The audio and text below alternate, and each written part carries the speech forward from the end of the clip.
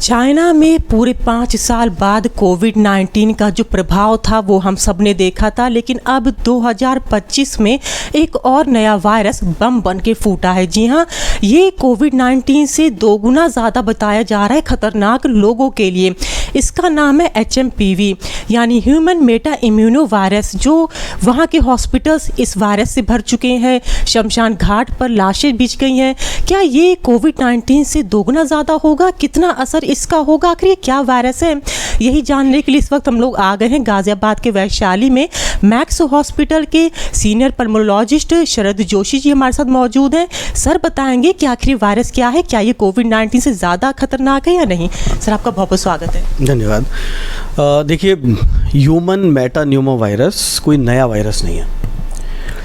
Important बात यह है कि कोई नया वेरिएंट तो उसका नहीं आया। जैसे corona virus was an old virus, but कोविड-19 जो उसमें एक पर्टिकुलर म्यूटेशन के बाद जो उसकी इन्फेक्टिविटी, जो उसकी फैटेलिटी बढ़ी थी, क्या कोई नया वेरिएंट डेवलप हो गया, ये अभी भी रिसर्च का विषय है। अभी जो हमारे पास कुछ पेशेंट्स मेटान्यूमो वायरस के देखे हैं हमने लास्ट 2 मंथ्स में, influenza A, influenza B, H3N2, human metapneumo virus, इस तरह के कुछ पेशेंट्स के कुछ केसेस देखे हैं, बट वो सारे माइल्ड थे। मतलब लेस देन 1% पेशेंट्स जो हैं वो एडमिट हुए, हॉस्पिटल में एडमिट हुए। कुछ पेशेंट्स में वायरसेस की वजह से उनके हार्ट पर भी असर था, इसलिए वो ICU में भी गए। बट थैंकफुली वो रूटीन वायरसेस थे। स्ट्रेन्स ग्रेजुअली इम्प्रूव हुए। पेशेंट की इम्यूनिटी, क्योंकि हर वायरस के लिए एंटीवायरल नहीं होती है, बट पेशेंट की इम्यूनिटी और सपोर्टिव ट्रीटमेंट से अच्छा रिस्पांस मिला और पेशेंट घर गए हैं। तो अभी तक हमारे पास कोई ऐसी पैनिक सिचुएशन नहीं है, पैनिक इन्फॉर्मेशन भी नहीं है कि ह्यूमन मेटान्यूमो वायरस में कोई ऐसा वेरिएंट आ गया है जिसकी वजह से अस्पताल भर गए हैं और पेशेंट्स हॉस्पिटल में आ रहे हैं और मॉर्टिलिटी बढ़ गई है। ऐसा कुछ भी नहीं है। रूटीन ह्यूमन मेटान्यूमो वायरस और इन्फ्लुएंजा के केसेस कुछ आ रहे हैं, स्पेशली इस सीज़न में। मोस्ट इम्पॉर्टेंटली क्योंकि सनलाइट कम हो जाती है, धुंध की वजह से, फॉग की वजह से, स्मॉग की वजह से, तो यूवी लाइट जो सन से आती है वो नहीं मिल रही है। इस वजह से वायरल ग्रोथ बढ़ती है और वायरल इन्फेक्शंस की चांसेस बढ़ जाते हैं। सर इसमें लक्षण सिम्टम्स कौन से होते हैं? देखिए, मोस्टली जितने भी रेस्पिरेटरी वायरसेस हैं वो अपर रेस्पिरेटरी ट्रैक्ट से शुरू होते हैं, जैसे छींके आना, नाक बंद होना या गला ख़राब होना, बुखार आना, शरीर में थकान रहना। ये रूटीन सिम्टम्स हैं, रूटीन साइंस हैं जो किसी भी पेशेंट में हो सकते हैं और किसी भी वायरस में आ सकते हैं।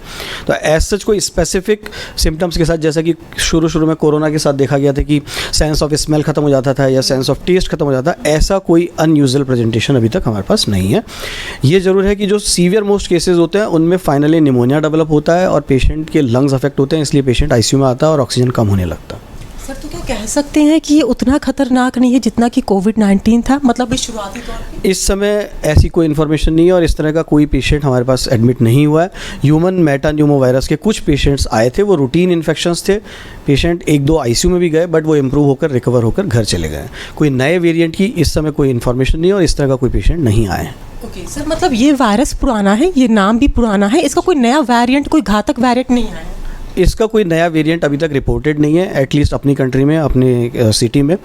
बट अगर आप बता रहे हैं कि चाइना में कुछ इस तरह से हुआ है, तो एक नए वेरिएंट पे हमें नज़र रखनी होगी। रूटीन में ह्यूमन मेटान्यूमो वायरस इतना फैटल या लीथल नहीं होता है। कोई नए वेरिएंट म्यूटेशंस की वजह से डेवलप अगर हुए हैं तो वो उस पर नज़र रखनी पड़ेगी। ओके, बहुत बहुत धन्यवाद सर। इस वायरस से जुड़ी कोई और जानकारी जो आप देना चाहें?